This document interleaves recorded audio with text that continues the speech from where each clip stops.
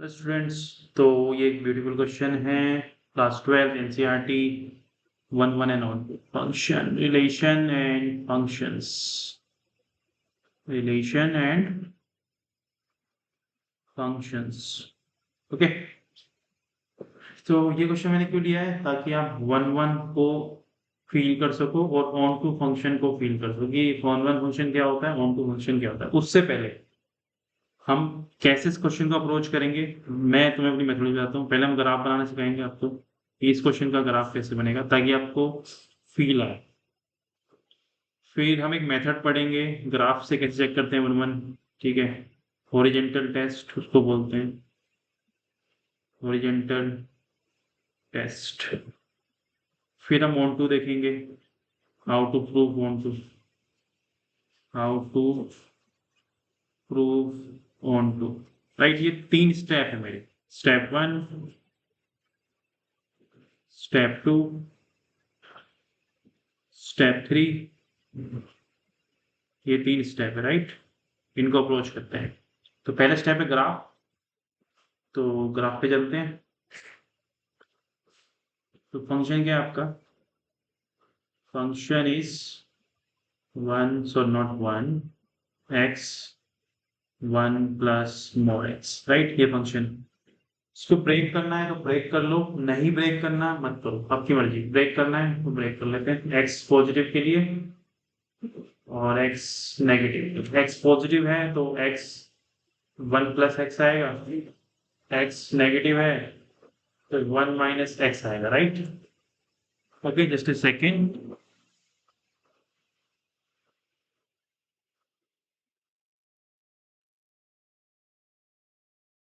Yeah. So someone on my door. So now start. तो positive के लिए आ गया, नेगेटिव के लिए आ गया, तो ड्रॉ करते हैं ना। एक बार पॉजिटिव वाला केस मैं यहाँ पे डिस्कस करूंगा।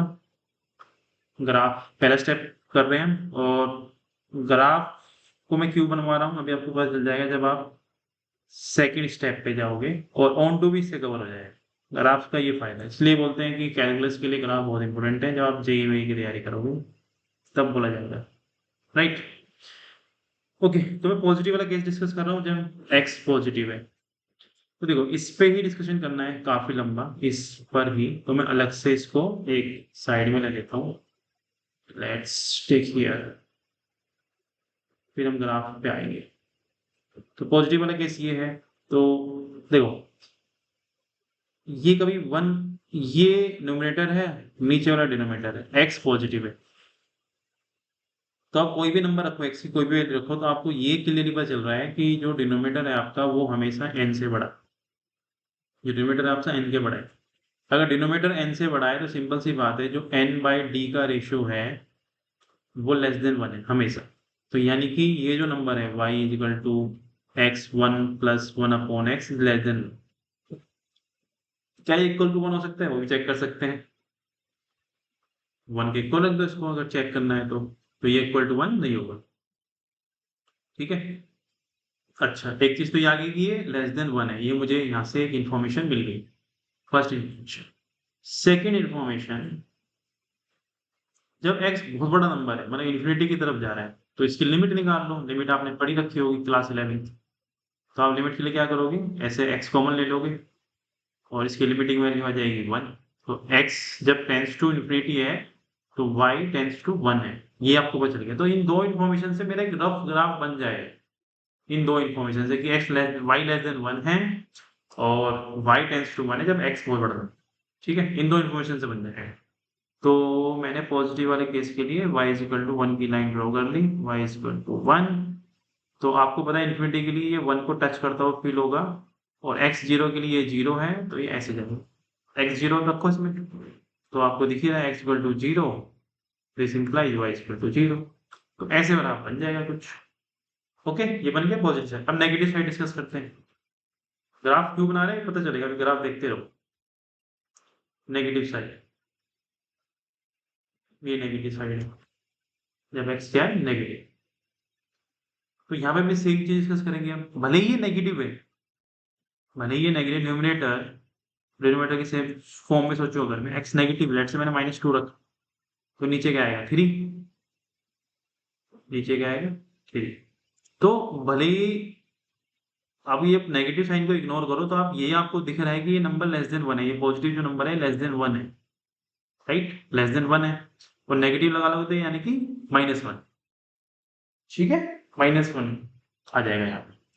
तो आपको ये बता रहा है कि ये हमेशा ग्रेटर देन -1 है, ओके, ये नंबर हमेशा क्या है, ग्रेटर देन -1 है।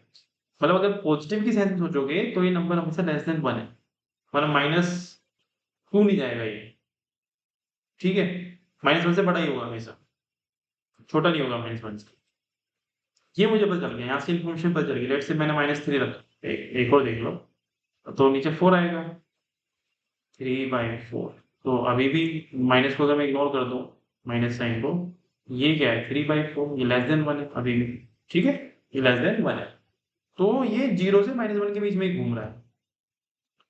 ओके, यहाँ पे भी वही सीन करते हैं फिर। एक तो यहाँ से चेक मिल गया कि ये ग्रेटर देन -1। ओके, तो एक वही x tends to minus infinity, जब माइनस बहुत बड़ा नंबर होगा तो y कहाँ जाएगा इस बार, -1 की तरफ जाएगा। कैसे देखो, तो इस बार आप थोड़ा सा फॉर्म में चेंज करोगे, 1/x -1, और इसको चेक करो x tends to minus infinity, तो y कितना आ जाएगा, -1 की तरफ।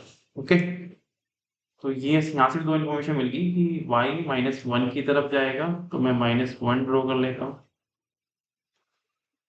-1 -1, और 0 पे 0 ही है, राइट, 0 पे ये 0 ही है। तो ग्राफ, ये तो पॉजिटिव साइड है ना, ये x पॉजिटिव है, ये y पॉजिटिव है, ये नेगेटिव है, ये y नेगेटिव है, तो ये कुछ ऐसे चला जाएगा, राइट, ये ग्राफ कुछ इस तरह से। तो फाइनल ग्राफ क्या बना आपका, फाइनल ग्राफ, अब फाइनल ग्राफ देखना है तो वो बना है ऐसे। पॉजिटिव के लिए आपने बोला ऐसे जाएगा, ये 1 की लाइन हो गई, टच नहीं करेगा, ध्यान रखना, ये -1 की लाइन हो गई, -1, और ये ग्राफ ऐसे, राइट। तो हैंस हम ये बोल सकते हैं, हमने ये प्रूफ कर दिया समहाउ ग्राफ से ही कि जो इसकी रेंज है, रेंज, जो इस फंक्शन की रेंज है एफ(x) की, मतलब ये फंक्शन यहाँ पे कोई वैल्यू नहीं ले रहा, यहाँ पे कोई वैल्यू नहीं ले रहा, कोई ग्राफ है यहाँ पे, ग्राफ दिख रहा है, नहीं है, कोई ग्राफ दिख रहा है इसके बन के, नहीं है। तो जिसकी रेंज है वो -1 से 1 के बीच में ही है, हमने ये प्रूफ कर दिया कि इसकी जो रेंज है वो -1 से 1 के बीच में ग्राफ से, ठीक है। तो ग्राफ बन गया। अब आते हैं सेकंड स्टेप जो कि इंपॉर्टेंट है। सेकंड स्टेप जो मैंने बोला, आपको बोला 1 चेक करने के लिए, 1 चेक करने के लिए टेस्ट होता है horizontal line test, horizontal line test, right. तो वो क्या कहता है कि कोई भी ग्राफ का अगर आपको 1 चेक करना है तो आप हॉरिजॉन्टल लाइन ड्रॉ करो, अगर वो 2 बार कट करती है कर्व को तो वो 1 कर्व नहीं है। सपोज करो ये कोई कर्व है, ये 2 बार कट कर गया, तो ये जो कर्व है ये 1 नहीं है, ये मैं नहीं बनाऊँ, 1 नहीं है। और सपोज करो एक कर्व ऐसे, ऐसे ये कोई कर्व है ना, फिर लाइन ड्रॉ करो, तो ये एक बार ही कट करा, कहीं भी लाइन ड्रॉ करो, कहीं पे भी, कहीं भी लाइन ड्रॉ करो, एक बार ही कट करेगा, ठीक है, मतलब एक लाइन एक बार ही कट करेगी, तो ये 1 है, तो ये क्या है 1 फंक्शन। एक्चुअली हम चेक क्या कर रहे हैं, हम ये चेक कर रहे थे, इससे पता चल जाएगा आपको 1 का क्या मतलब होता है। 1 का क्या मतलब होता है, सपोज करो y की कोई वैल्यू है कि आपने इसमें कोई x डाला, इस फंक्शन में कोई इनपुट डाला, इनपुट, ठीक है, इनपुट डाला x, मान लो उसमें से कोई आउटपुट आया, आउटपुट, लेट से वो आउटपुट o है, तो o के कोरस्पॉन्डिंग जो आपने इनपुट डाला, इस o का आउटपुट क्या किसी और इनपुट से भी आ सकता है। एक तो इनपुट, इनपुट मान लो मैंने आपको डाला i, मैंने इनपुट i डाला, एक तो i के कोरस्पॉन्डिंग आपकी जो वैल्यू आ रही है, i के कोरस्पॉन्डिंग जो वैल्यू आ रही है o आ रही है, क्या ऐसा कोई और इनपुट है जो सेम वैल्यू दे दे। देखो क्या समझो, ये o आउटपुट है आपका, o को मतलब आप 5 ले लो फिलहाल के लिए, o को ले लिया मैंने 5, और आई को ले लिया मैंने 2 ले लिया। तो मैं क्या कह रहा हूँ, ध्यान सुनना कि 5 जब आपने 2 रखा फंक्शन में तो आपको 5 मिला। क्या 5 के कोरस्पॉन्डिंग क्या कोई और इनपुट है जो आपको 5 दे सकता है? यस, इस ग्राफ से दिख रहा है यस। तो यहाँ पे कोई वैल्यू ऐसी है जो आपको सेम आउटपुट दे सकती है, इसलिए 1-1 नहीं है, इसलिए 1-1 है। इसलिए आप ये चेक करते हो, जब आप एनसीईआरटी बुक देखोगे तो आप ये चेक करते हो कि आउटपुट मान लो 5 है, तो अगर आपको इसको मैन्युअल प्रूफ करना होता है तो आपको ये प्रूफ करना होता है कि x1 is equal to x2। अगर ये दोनों इक्वल नहीं है, x1 नॉट इक्वल टू, जैसे यहाँ पे मान लो सपोज करो ये -3 आया है, तो -3 के लिए भी 5 आ रहा है और 2 के लिए भी 5 आ रहा है, तो ये नॉट इक्वल। तो आप कह देते हो कि मैन्युअल है, तो आप तब कहते हो कि मैन्युअल है। अगर ये दोनों इक्वल आ जाते हैं, सपोज करो ये वाला केस है कि मान लो मैंने यहाँ 5 रखा और मान लो ये 2 है, तो आपने बोला x1 x2, मान लो ये 5 है, आपने बोला x1 is equal to x2। तो आप ये कह रहे हो कि ऐसी 2 के अलावा और कोई वैल्यू पॉसिबल नहीं, मतलब x1 अगर 2 है तो x2 को भी 2 ही होना पड़ेगा, ऐसी दूसरी वैल्यू पॉसिबल ही नहीं है। आप ये कह रहे हो, एक्चुअल में आप ये प्रूफ करते हो, ये बताते हो आप, राइट। यहाँ से भी आपको समझ में आएगा कि ये मैन्युअल है। कैसे है, समझ में आ गया? कोई डाउट है कमेंट में कर दो, ये बहुत इंपॉर्टेंट पॉइंट है। ठीक है, ये जो मैंने आपको अभी बताया ये कोई बुक में नहीं लिखा होता, ये आपको खुद समझना होता है कि ये क्या क्या है, राइट। तो 1-1 की आई थिंक अब आपको फील आ गई होगी व्हाट इज 1-1। लाइन से, ग्राफ से, फंक्शन से वो क्या कहना चाह रहा है अब आपको समझ में आ गया होगा कि एक आउटपुट आएगा, फिर वो आउटपुट ये देखता है कि एक इनपुट के लिए तो ठीक है मैं 5 आ रहा हूँ, क्या दूसरा कोई इनपुट है जिसके लिए मैं 5 आ सकता हूँ? अगर वो नहीं है तो मैं 1-1 हूँ, अगर है तो मैं 1-1। ये होता है। थर्ड स्टेप क्या है हमारा, तो 1-1 इज क्लियर ऑन टू। तो ऑन टू प्रूफ करने का सिंपल तरीका ये होता है, ऑन टू प्रूफ करने का सिंपल तरीका ये होता है, जो आपको फंक्शन डिफाइन किया है इन्होंने, जो आपको फंक्शन डिफाइन किया है उसमें ये रेंज है। तो इसने बोला है कि जो रेंज है आपकी, जो रेंज है या कोडोमेन मैं बोल सकता हूँ इसको, कोडोमेन और रेंज बराबर होनी चाहिए। That is codomain technically, that is codomain technically वो रेंज के बराबर होनी चाहिए। और मैं उसको ऑलरेडी ग्राफ से प्रूव कर चुका हूँ, उसको मैं ऑलरेडी ग्राफ से प्रूव कर चुका हूँ कि जो मेरी कोडोमेन इसने फंक्शन में डिफाइन करी थी वो रेंज के बराबर आ रही, -1 के 1 के बीच में फंक्शन मेरा लाई कर रहा था। तो अगर ऐसा हो रहा है दैट इज ऑन टू, बस और कुछ नहीं करना होता ऑन टू में।